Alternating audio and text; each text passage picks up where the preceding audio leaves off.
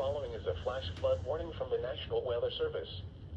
The National Weather Service in Chicago has issued a flash flood warning for DeKalb County in north central Illinois until 1:30 a.m. At 9:34 p.m., Doppler radar indicated thunderstorms producing heavy rain with rainfall rates up to 2 inches per hour moving into the warned area. Flash flooding is ongoing or expected to begin shortly. Hazard: flash flooding. Source: radar.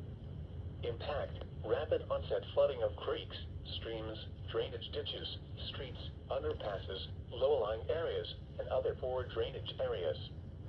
Some locations that will experience flash flooding include DeKalb, Sycamore, Sandwich, Genoa, Shaboona, Lake Holiday, Cortland, Hinckley, Somonauk, Kirkland, Waterman, Maple Park, Malta, Kingston, Lee, and Fairdale. A flash flood warning means rapid onset flooding is imminent or may already be occurring. Persons along creeks, drainage ditches, and other waterways should take immediate precautions to protect life and property.